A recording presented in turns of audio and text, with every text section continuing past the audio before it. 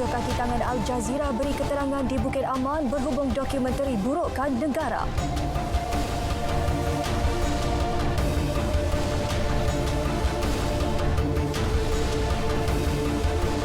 Pertingkat penyambungan perkhidmatan 4G di Sarawak, MCMC jalin kerjasama dengan SMA.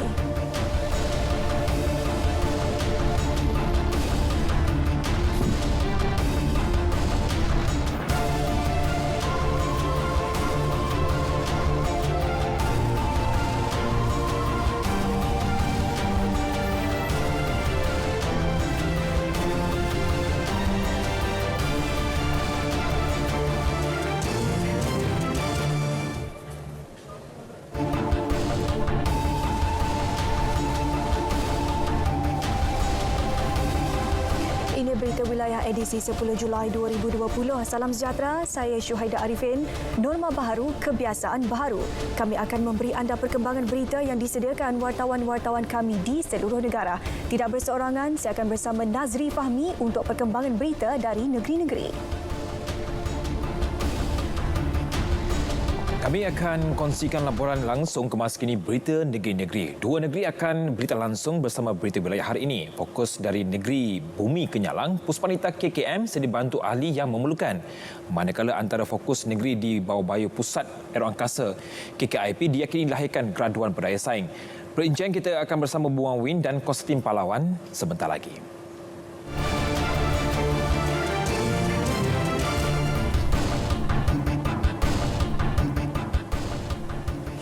Tujuh kaki tangan Al Jazeera memberi keterangan di Ibu Pejabat Polis Bukit Aman hari ini berhubung isu penyiaran dokumentari yang didakwa memburukkan negara. Menerusi peguam mereka, Hisham Teh Pohtek, agensi berita antarabangsa itu berjanji untuk memberi kerjasama penuh dengan pihak polis bagi kelancaran siasatan. Wartawan juru kamera dan penyunting dokumentari tersebut antara yang hadir memberi keterangan selama 5 jam bermula 8.40 pagi. Menurut Hisham, sepucuk surat telah dihantar kepada Menteri Kanan Keselamatan Datuk Seri Ismail Sabri Yaakob bagi memberi penjelasan berhubung isu tersebut termasuk mengeluarkan satu kenyataan media. Katanya pihak Al Jazeera juga menolak semua tuduhan yang dilemparkan kepada agensi tersebut dan menekankan mereka sentiasa bersikap profesional dalam setiap penerbitan laporan. In essence, we say that we hope after investigations, police will not commence any action whatsoever after hearing the version given by Al Jazeera. Pada 3 Julai lalu, Al Jazeera menyiarkan dokumentari bertajuk Locked Up in Malaysia's Lockdown berdurasi 25 minit 50 saat yang mengecam layanan pihak berkuasa Malaysia terhadap pendatang asing tanpa izin dalam usaha menangani COVID-19. Seorang bayi maut selepas dicampak dari tingkat atas sebuah pangsapuri di air hitam Pulau Pinang. Mayat bayi perempuan itu ditemukan seorang penduduk kira-kira pukul 8.25 pagi tadi sebelum memaklumkan kepada Persatuan Penduduk dan membuat laporan polis. Ketika mengesahkan mengenai kes, Ketua Polis Daerah Timur Laut ACP Sofian Santung berkata, bayi malang itu dipercayai dicampak ibunya sendiri yang belum berkahwin dari tingkat 13 pangsapuri terbabit. Remaja berusia 18 tahun itu ditahan. Siasatan mendapati tindakan yang dilakukan suspek bagi mengelak diketahui keluarganya. Mayat bayi itu dibawa ke Hospital Pulau Pinang untuk bedah siasat dan kes disiasat mengikut Seksyen 302 Kanun Keseksaan. Teman lelaki suspek turut ditahan kira-kira pukul 12.30 hari tadi di Jalan Penawar, Georgetown untuk siasatan lanjut. Mulai 15 Julai ini, Pusat Hiburan Keluarga dibenarkan beroperasi semula. Keputusan dibuat menurut Menteri Kanan Keselamatan Datuk Seri Ismail Sabri Yaakob selepas mengambil kira lebih 3,000 tenaga kerja yang terlibat serta sumbangan RM500 juta kepada pendapatan negara. Kelulusan ini melibatkan arkid permainan ataupun taman funfair indoor, seperti saya kata tadi, hiburan pendidikan, edutainment, gym permainan kanak-kanak, hiburan permainan berasaskan peralatan, mesin dan hiburan teknologi dan pusat karaoke keluarga. Begitu juga dengan karaoke di majlis-majlis kahwin. Kita benarkan. Majlis kahwin tak berapa meriah, rewang kerana tidak ada karaoke dan sebagainya, kita benarkan.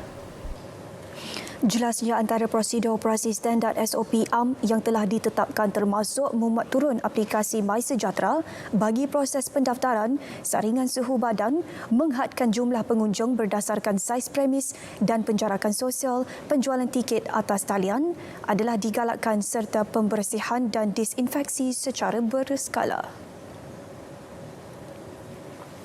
Baik saudara, sebelum ke paparan berita seterusnya, kita ikuti sidang media mengenai COVID-19 oleh Ketua Pengarah Kesihatan Datuk Dr. Nur Hisham Abdullah di Putrajaya.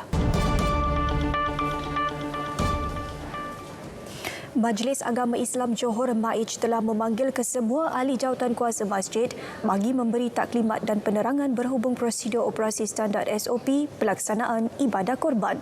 Penasihatnya Datuk Noh Gadot menjelaskan taklimat berkenaan sebagai panduan kepada petugas yang akan melakukan penyembelihan dalam normal baharu.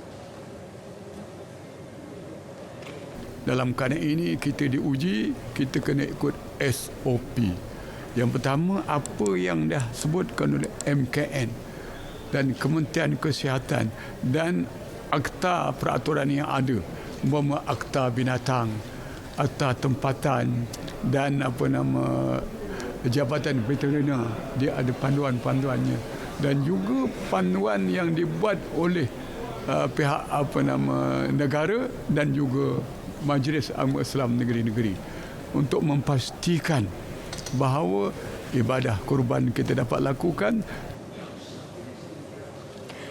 Dalam pada itu, umat Islam yang berniat melakukan ibadah korban namun kurang berkemampuan dinasihatkan supaya menubuhkan tabung korban dan melaksanakannya dalam masa terdekat. Datuk Noh turut mencadangkan supaya orang ramai menternak lembu dan kambing untuk dijadikan sebagai korban. Terdahulu beliau menjadi tetamu rancangan Selamat Pagi Malaysia di Angkasa Puri. Sampai jadi hari-hari bikin jam pertama kali. Mula dari bawah, ramai orang makan nasi tapi tak pernah pergi sawah. Sampai jadi hari-hari bikin jam pertama kali. Dulu orang kami kais pagi makan pagi, sekarang bikin sampai jadi dengan internet tanpa had dan panggilan tanpa had. Nikmati semuanya dengan Prabaya Hotlink tanpa had serba baharu.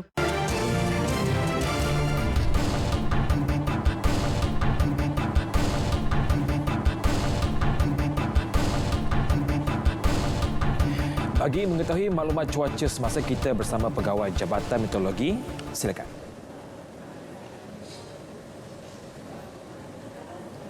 Assalamualaikum dan salam hormat kepada semua penonton. Kita mulakan informasi cuaca pada petang ini dengan melihat kepada imej satelit terkini.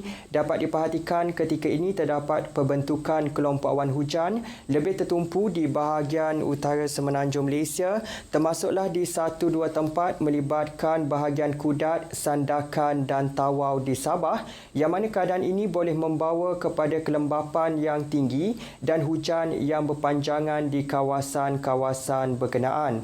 Hal ini dapat kita perhatikan dengan lebih jelas lagi di mana buat waktu ini hujan lebat kini sedang berlaku di 1-2 tempat melibatkan kawasan di sekitar Perlis dan juga Pulau Langkawi di Kedah, yang mana kami jangkakan keadaan lembap tersebut boleh berlanjutan sehingga ke lewat petang nanti. Selain itu, hujan juga kini sedang berlaku di 1-2 tempat melibatkan kawasan di Kelantan dan juga di bahagian selatan Pahang, dan dijangkakan keadaan ini akan beransur pulih dalam tempoh 1 hingga 2 jam sahaja lagi. Manakala bagi lain-lain kawasan di semenanjung Malaysia, keadaan cuaca adalah sedikit mendung dan tiada hujan buat masa ini. Bagi tinjauan cuaca semasa di Sabah dan Sarawak pula dapat diperhatikan ketika ini, hujan lebat kini sedang berlaku di kebanyakan tempat melibatkan hampir ke semua bahagian di Sabah, termasuklah di sekitar bahagian Limbang, Kapit dan juga Bintulu. Keadaan hujan yang sedang berlaku ketika ini juga dijangka boleh berlanjutan sehingga ke lewat petang nanti. Baiklah, sekian sahaja informasi cuaca pada petang ini. Dapatkan maklumat cuaca terkini dan sahih melalui aplikasi My Cuaca atau boleh ke laman sesawang kami di www.met.gov.my. Sekian, Assalamualaikum. Waalaikumsalam. Dan seperti biasa, setiap Jumaat berikut kemaskini harga minyak mingguan. Harga baru bermula tengah malam ini sehingga 17 Julai.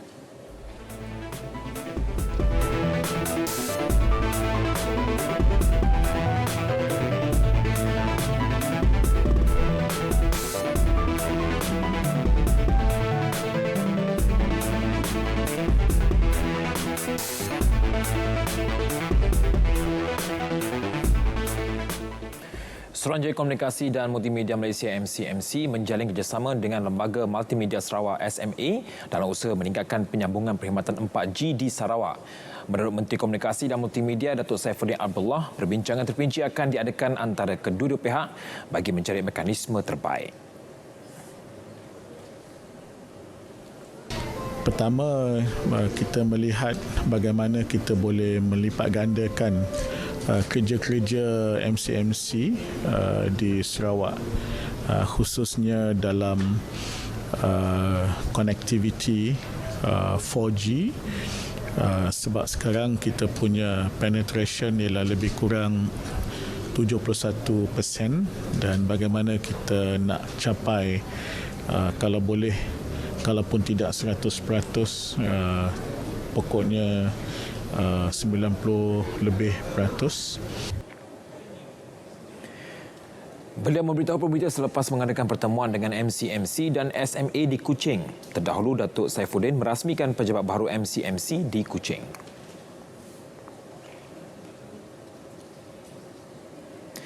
Sebelum bersama Bumang Win dari Bumi Kenyalang, antara laporan yang disediakan Puspanita KKMM sedia bantu ahli yang memerlukan. Buma, silakan.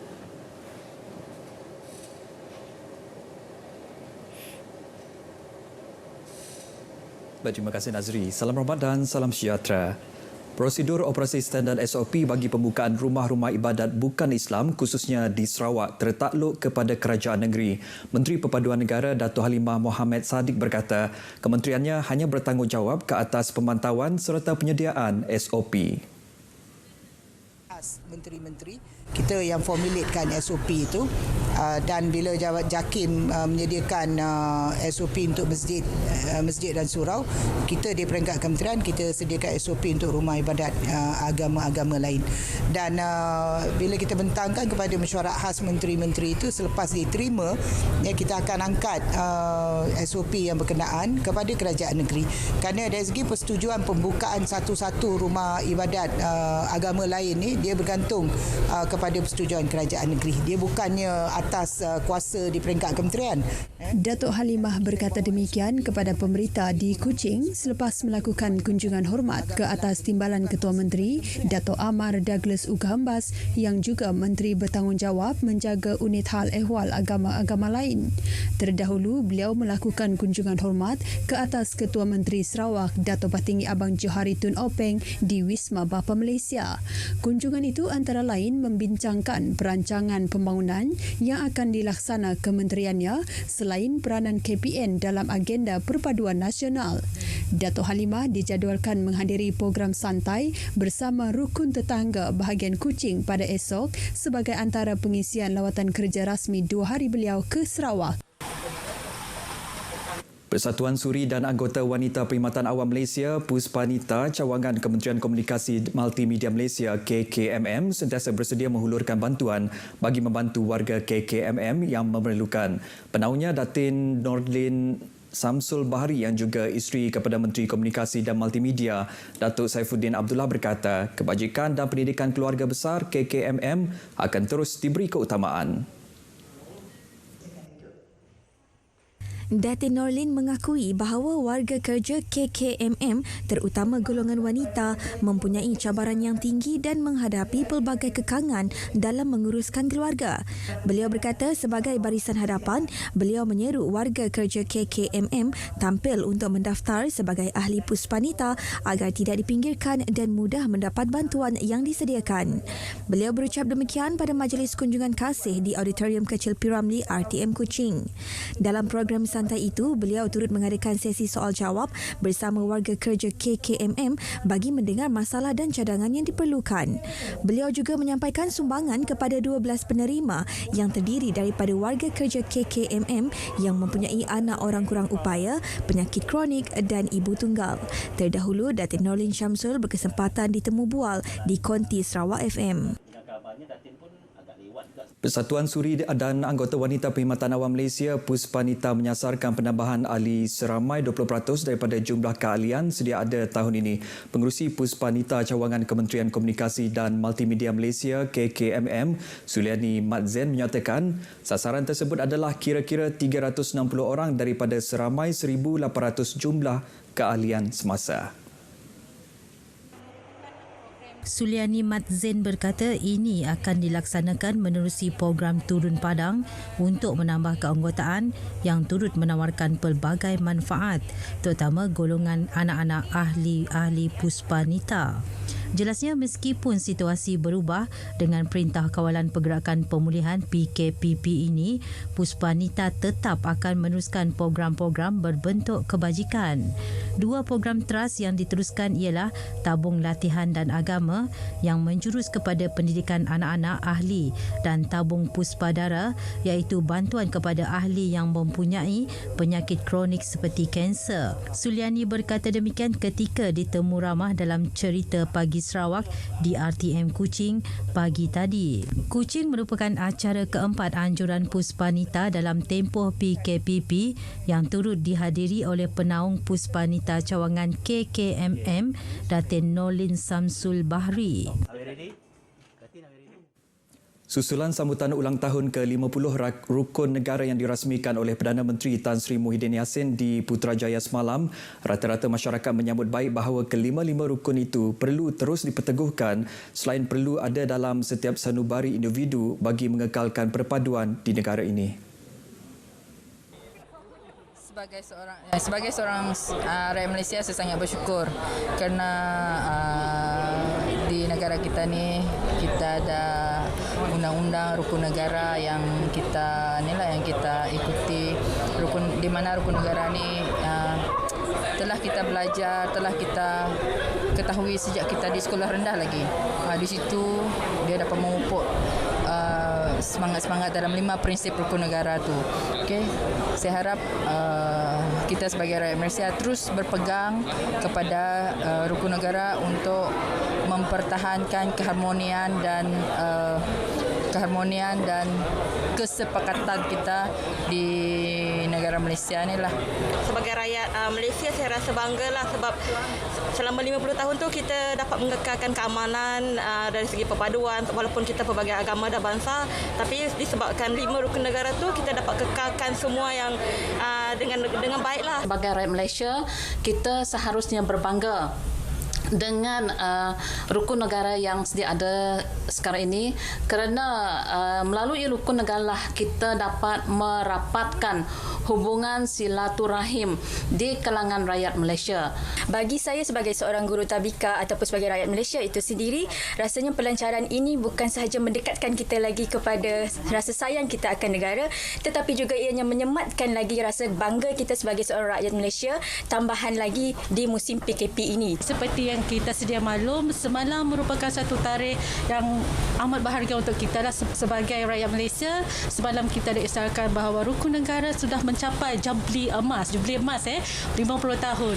Okey, insya-Allah sempena 31 Ogos nanti benda ini kita akan launching bersama dengan Hari Kebangsaan dan Hari Malaysia. Okey, saya sebagai rakyat Malaysia, saya sangat berbanggalah kerana kesepaduan masyarakat, keharmonian masyarakat yang berbilang kaum, khususnya kita Sarawak, berbagai etnik yang ada. Jadi bagi saya rukun negara. Baik, sekian berita dari Sarawak. Kita kembali bersama Nazri di Angkasa Puri. Silakan Nazri. Baik, terima kasih Bu Mawin dengan laporan langsung dari Bumi Kenyalang. Pusat Aeroangkasa KKIP diyakini meraihkan kelajuan berdaya saing dalam industri aeroangkasa. Dan laporan itu antara perkembangan semasa dari negeri di bawah bayu. Konstantin Pahlawan mempunyai laporan penuh langsung dari Kota Kinabalu. Teruskan. Terima kasih Nazri. Salam sejahtera. Pusat Latihan Aeroangkasa KKIP akan dibangunkan sebagai pusat latihan industri aeroangkasa terkemuka di Asia Tenggara di bawah Pelan Induk Industri Aeroangkasa Malaysia. Terletak di Taman Perindustrian Kota Kinabalu, KKIP, pusat latihan itu mampu memberikan pulangan signifikan daripada industri aeroangkasa menerusi pembangunan tenaga kerja mahir. Usaha mewujudkan hub latihan aeroangkasa itu dijalankan dengan kerjasama Maswing Sendirian Berhad, Layang-Layang Aerospace, Mega Aerospace Sendirian Berhad dan CASC Malaysia Sendirian Berhad.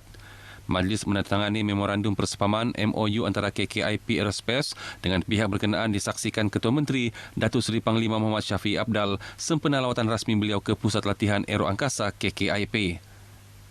Bercakap kepada pemberita, Datuk Muhammad Syafiee yakin pusat latihan ini mampu melahirkan graduan yang berdaya saing dalam industri aeroangkasa. Ia sekaligus membuka lebih banyak peluang pekerjaan dalam bidang aeroangkasa kepada golongan muda di negeri ini. KKIP Aerospace Sdn Bhd juga merupakan pusat latihan penyelenggaraan pesawat pertama di Malaysia. Ia memiliki 2 kelulusan daripada pihak berkuasa penerbangan awam Malaysia, CAAM, dan pengesahan antarabangsa di bawah Agensi Keselamatan Penerbangan Eropah, EASA, bahagian 147 bagi mengendalikan kategori A1 latihan juruteknik penyelenggara pesawat. Jabatan Kesihatan Negeri Sabah JKNS hari ini menerima 5,000 set peralatan pelindungan diri PPE. Set PPE bernilai RM200,000 itu sumbangan Yayasan Ikhlas Malaysia dengan kerjasama Bank Pembangunan Malaysia Berhad. Sumbangan disampaikan pengerusi Lembaga Pemegang Amanah Yayasan Ikhlas Datuk Muhammad Rosli Ramli kepada Pengarah Kesihatan Negeri Datuk Dr. Christina Rundi. Bercakap kepada pemberita, Datuk Dr. Christina berkata sumbangan ini amat bermakna bagi anggota kesihatan yang kini berdepan cara kerja norma baharu bagi melindungi mereka daripada risiko jangkitan COVID-19. Kita mengamalkan norma baru sekarang ini di dalam bukan saja kehidupan kita seharian tetapi di dalam pengurusan pesakit dan juga perkhidmatan kesihatan yang kita berikan adalah penggunaan PPE. Sementara itu, Datuk Muhammad Rosli berkata sumbangan ini merupakan tanggungjawab sosial yayasan itu dalam usaha membantu membendung penularan COVID-19 dalam kalangan masyarakat.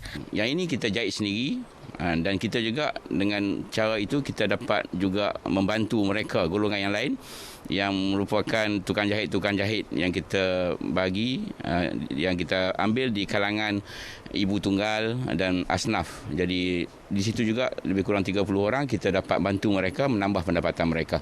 Menurut Datuk Muhammad Rosli, pihaknya juga akan ke negeri Sarawak untuk menyerahkan 12,500 set PPE.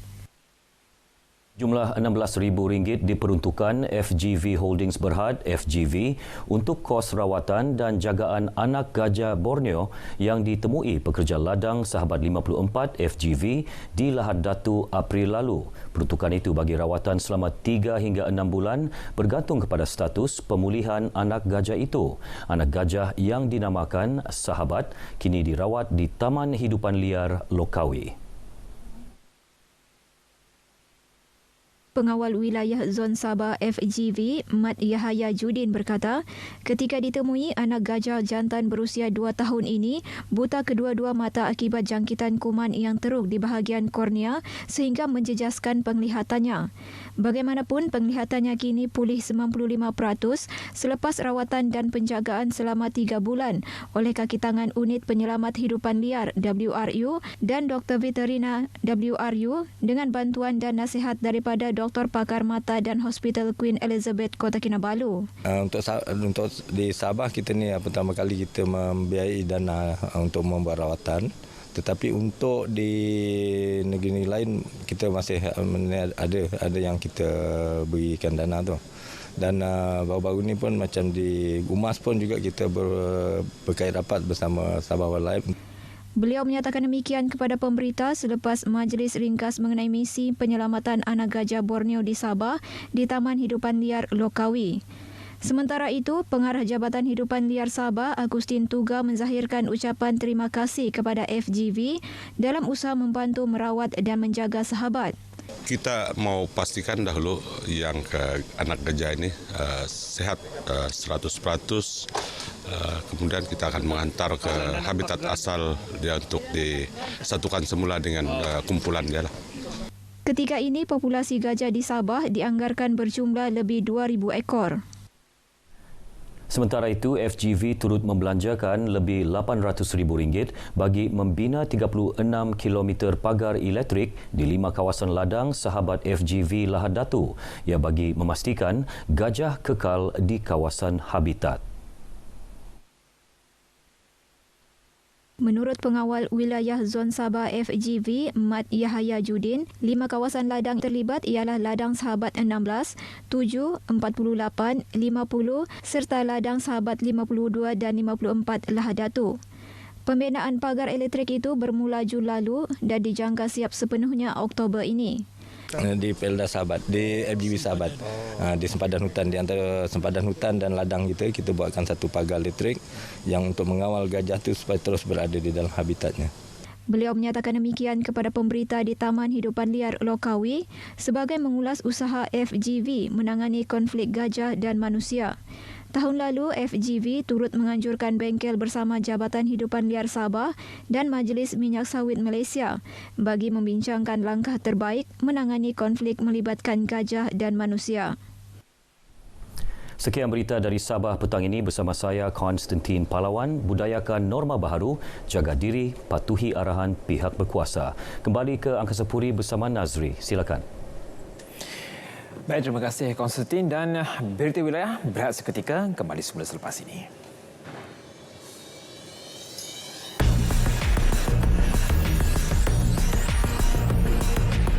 Kami ada di seluruh negara.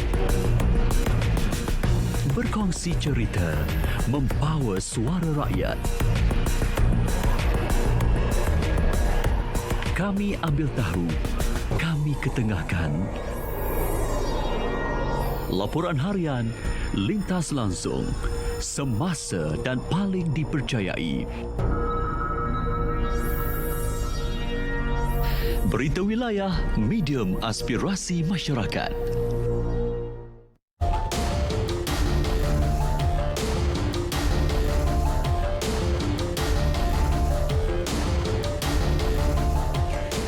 Kemiskinan negara telah turun 2 mata peratus dari 7.6% pada tahun 2016 kepada 5.6% pada tahun 2019 jika diukur menggunakan metodologi Paras Garis Kemiskinan PGK yang baharu. PGK keseluruhan nasional adalah RM2,208 sebulan bagi satu isi rumah pada tahun 2019. Menurut kenyataan media, Menteri di Jabatan Perdana Menteri Ekonomi Datuk Seri Mustafa Mohamad, kali terakhir metodologi pengiraan PGK dikemas kini adalah pada tahun 2005 dan PGK pada tahun 2016 adalah RM980 sebulan bagi satu isi rumah. Berdasarkan PGK baharu ini, kadar kemiskinan adalah 5.6% iaitu 405,441 isi rumah bagi tahun 2019. Kadar kemiskinan pada tahun 2016 adalah 0.4% atau 24,700 isi rumah yang diukur berdasarkan metodologi PGK 2005. Sekiranya metodologi PGK 2019 digunakan untuk mengukur kadar kemiskinan pada tahun 2016, peratusannya adalah 7.6% atau 525,743 isi rumah. Ini jelas menunjukkan program dan inisiatif pembasmian kemiskinan yang dijalankan oleh kerajaan dengan disokong oleh pelbagai pihak lain seperti badan bukan kerajaan dan swasta telah membuahkan hasil yang baik. 4 projek semarak kraft berjaya dibangunkan di Negeri Sembilan dan mewujudkan komuniti baharu kraft di negeri itu. Menurut Pengarah Kraft Negeri Sembilan, Muhammad Razid Mat Said, 3 daripadanya dibangunkan di Port Dickson manakala 1 lagi di Jempol.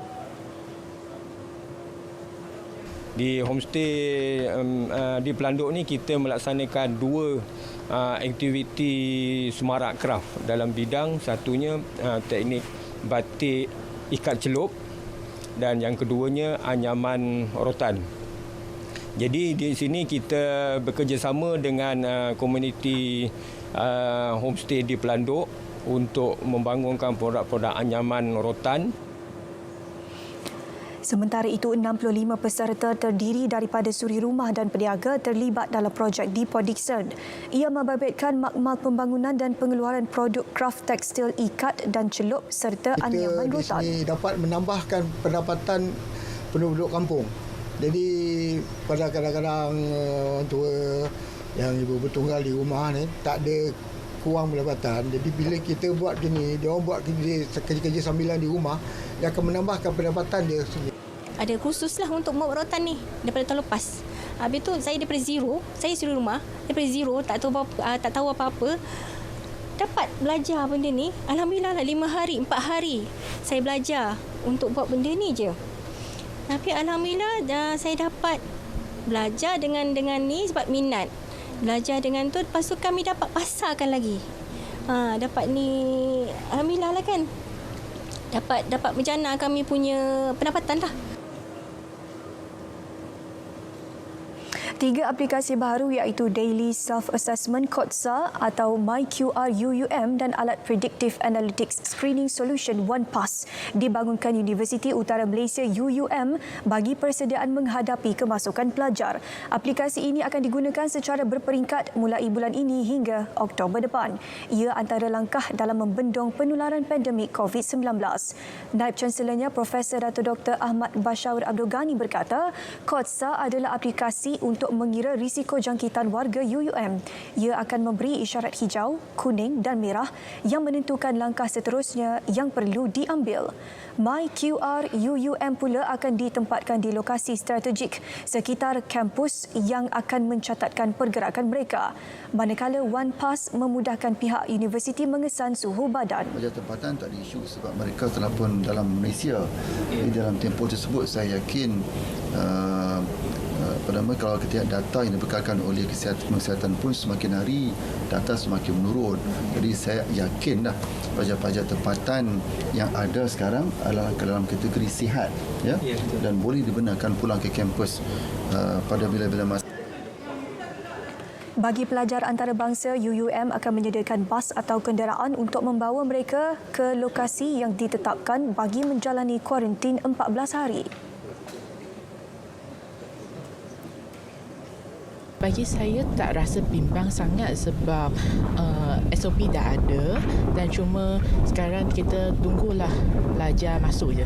Saya tak rasa bimbang sangatlah untuk bagi hadir sebab kita dah ada perancangan yang teliti lah berkaitan SOP dan sebagainya. Saya rasa tak ada masalah dari segi pelajar akan pulang ke kampus pada bulan 10 ni sebab saya percaya UUM akan buat sebaik yang mungkin mengikut SOP yang telah dikeluarkan oleh kerajaan.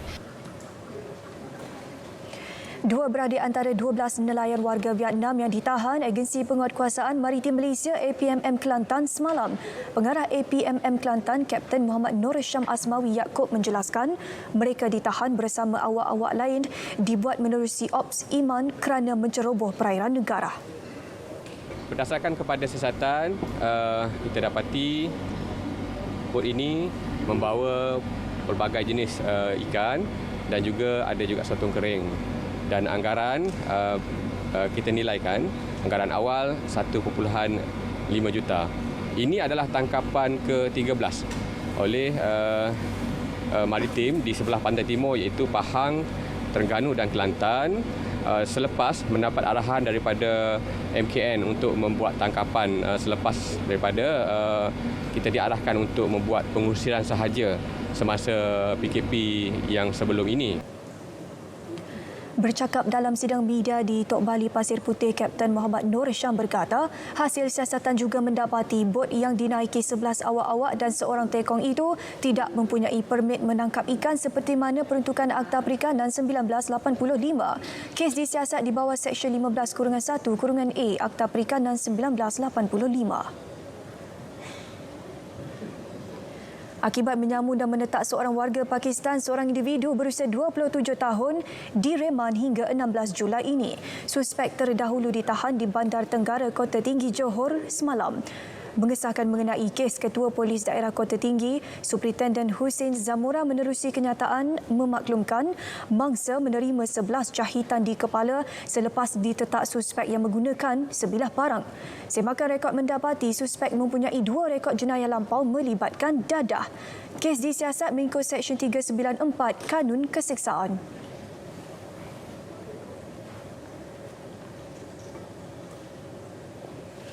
5 premis makanan di sekitar Brickfields dan Bandar Tun Razak telah diarah tutup selama 14 hari disebabkan pelbagai kesalahan di bawah Akta Makanan. Selain itu, 11 notis kompaun telah dikeluarkan kepada 11 pengusaha makanan bernilai lebih RM10,000 hasil pemeriksaan yang dijalankan terhadap 35 premis makanan. Menurut kenyataan Pengarah Kesihatan Negeri Jabatan Kesihatan Wilayah Persekutuan Kuala Lumpur dan Putrajaya, Dr. Paramjit Singh, pakar operasi bersepadu tersebut melibatkan Dewan Bandaraya Kuala Lumpur dan Kementerian Perdagangan Dalam Negeri dan Hal Ehwal Pengguna Kuala Lumpur. 1 notis kompaun dikeluarkan di bawah Undang-Undang Kecil Perlesenan Pertempatan Makanan, manakala 4 notis kesalahan berkaitan merokok seperti tidak mempamerkan tanda larangan merokok dan merokok di kawasan larangan serta 5 notis pembiakan nyamuk Aedes. Orang ramai boleh menyalurkan sebarang maklumat mengenai premis perniagaan yang tidak mematuhi Perintah Kawalan Pergerakan Pemulihan di laman sesawang tertera.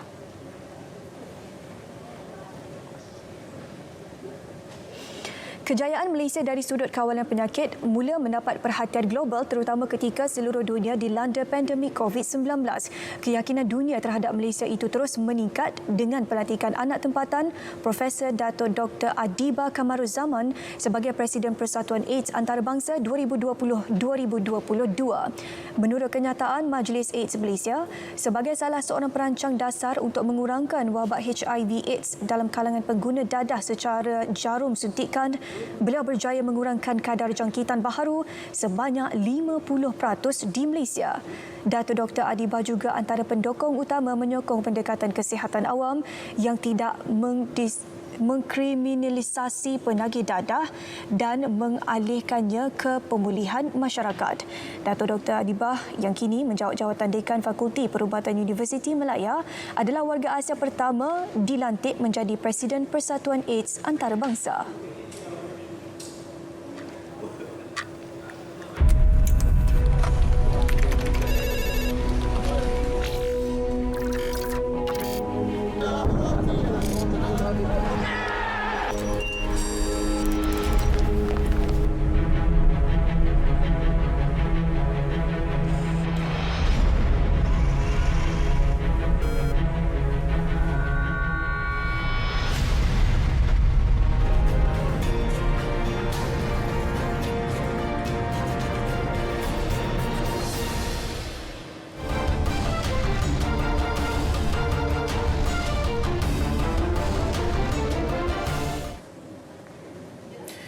Perkembangan sukan, saingan Liga Malaysia dibenarkan bersambung semula 15 Ogos ini. Bagaimanapun, jelas Menteri Kanan Keselamatan Datuk Seri Ismail Sabri Yaakob penganjuran kejohanan pertandingan tidak membabitkan penonton dan dilangsungkan di peringkat dalam negara sahaja.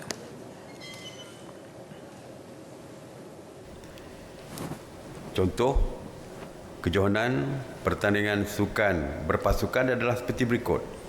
Liga Super, Liga Premier Bola Sepak, MFL, Liga Sepak Takraw, STL, Liga Hoki, MHL dan Liga Rugby. Ini merupakan liga-liga yang dibenarkan untuk memulakan pertandingan mereka pada 15 Ogos nanti. Ya, kita benarkan.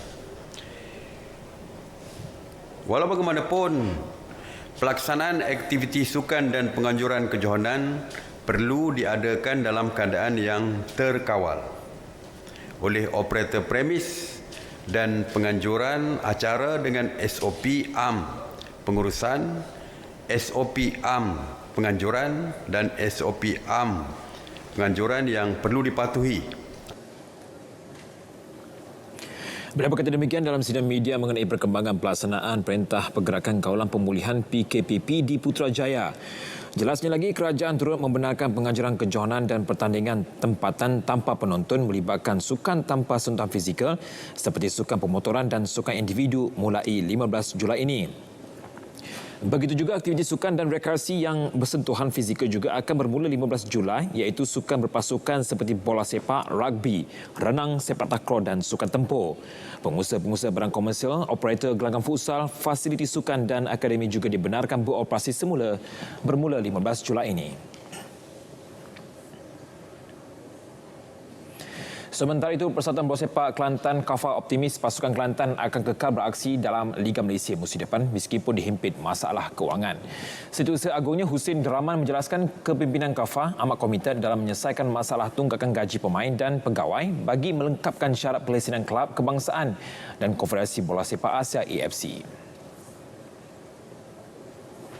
Persatuan Bola Sepak Malaysia FAM menerima rayuan KAFA untuk melanjutkan tempoh akhir 30 Jun kepada 31 Ogos.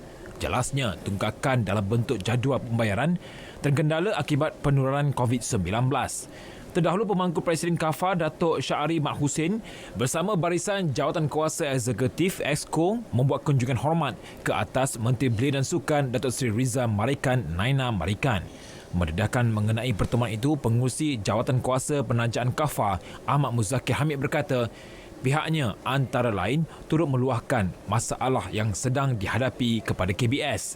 Dalam perkembangan lain, Husin mengesahkan skuad The Red Warriors akan kembali memulakan sesi latihan berpasukan pada 1 Ogos sebagai persediaan menghadapi saingan Liga M yang akan bersambung nanti. Ini berita gembira buat peminat hoki. Konfederasi Hoki Malaysia MHC menerima suntikan tajaan daripada pengeluar kasut dan pakaian sukan terkemuka Puma bernilai 1.5 juta ringgit untuk tempoh 3 tahun mulai tahun depan. Presiden MHC Datuk Seri Subhan Kamal berkata jenama Jerman itu akan menjadi pakaian rasmi skuad kebangsaan khususnya ketika skuad lelaki sedang membuat persiapan bagi menghadapi kejohanan trofi juara-juara Asia di Dhaka, Bangladesh pada November. Meskipun tajaan tersebut bermula secara rasmi tahun depan, namun skuad Speedy Tigers itu dapat memakai jenama itu sebelum ke Dhaka. Katanya tajaan bernilai RM500,000 setahun itu termasuk jersey, pakaian track dan stokin untuk semua skuad negara. Manakala pemain diberi pilihan kasut dan kayu hoki masing-masing. Majlis pertukaran dokumen tajaan antara MHC dan Puma dibuat di Stadium Hoki Nasional di Ibu Negara. Jersey baru skuad kebangsaan dijangka dilancarkan pada hujung Oktober ini. Sementara itu, Subhan berkata jurulatihan baru bagi skuad wanita negara akan diputuskan pada mesyuarat jawatankuasa kejurulatihan MHC esok. Dengan sistem aplikasi MES 999, bantuan kecemasan kini lebih mudah.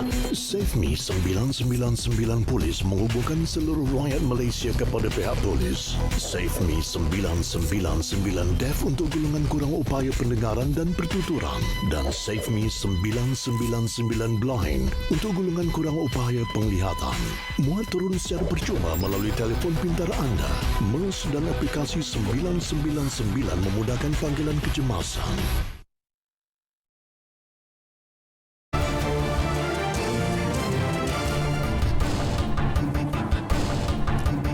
Nazri, bayangkan buat dua perkara dalam satu masa.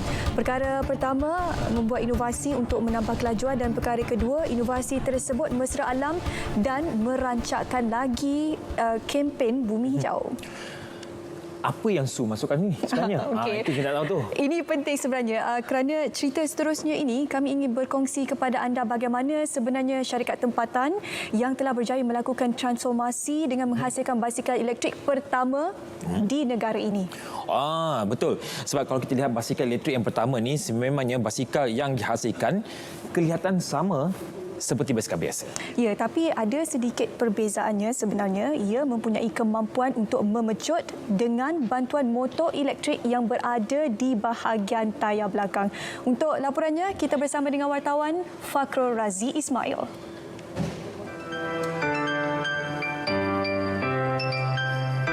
Dibangunkan di Taman Perusahaan Ringan Bakar Arang Sungai Petani Kedah, pemacuannya dibantu pedal elektrik atau EPAB diperkenalkan dalam pelbagai bentuk mengikut cita rasa yang diidamkan pengguna. Reka bentuk dan pandangan basikal elektrik sama seperti basikal biasa. Namun bezanya, basikal elektrik ini mempunyai bateri litium tersembunyi di dalam bingkai basikal. Ia juga dilengkapi sistem kunci bateri untuk mengelakkan bateri dicuri. Basikal elektrik ini mempunyai kapasiti bateri yang lebih besar yang dapat menempuh jarak perjalanan lebih lama. Kecekapan tenaganya tinggi sehingga meningkatkan jangka hayat motor dan bateri.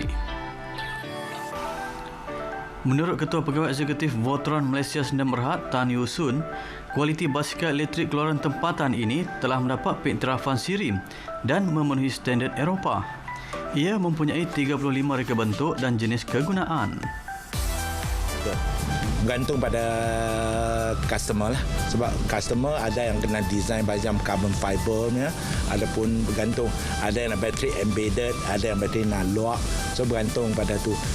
Sekarang kami buat dengan 60%, lebih kurang 60% import komponen, 40% local content. Dan local content kian akan meningkat lah dengan banyak lagi pengusaha-pengusaha yang untuk supply macam tayar, bateri, banyak lagi yang akan jadi localized lah. Dengan bantuan pelbagai agensi dan jabatan kerajaan termasuk Perbadanan Pembangunan Teknologi Malaysia MTDC, syarikat ini telah berjaya menembusi pasaran 26 negara. MTDC berperanan sebagai badan mengesahkan kualiti produk keluaran mereka sekaligus meraih kepercayaan pengguna di negara-negara terbabit. Selain itu, MTDC turut menyediakan bantuan dana bagi proses transformasi syarikat daripada pengeluar bateri kepada pengeluar basikal elektrik. Kami start dengan Mosti dan tu banyak tahun dulu lah. Mosti bagi grant untuk kami start R&D bicycle semua tu.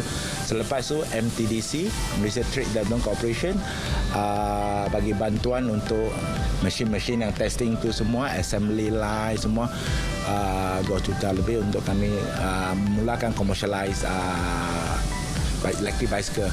Dan masa selepas tu kumpulan modal perdana atas venture capital pada MOF. So siapa yang bagi fund untuk meningkatkan kami punya production sebab bukan senang nak buat green transport.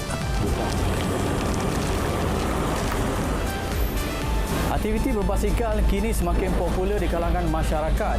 Ia bukan sahaja dapat menyihatkan tubuh badan, malah menjadi salah satu pengangkutan untuk ke tempat kerja. Laporan Fakhrul Razi Ismail untuk RTM. Baik, laporan itu mengakhiri Berita Wilayah edisi 10 Julai 2020.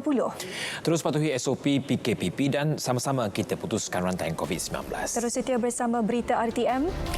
Maklumat saya, jenama dipercayai. Mengitu Assalamualaikum dan salam hormat.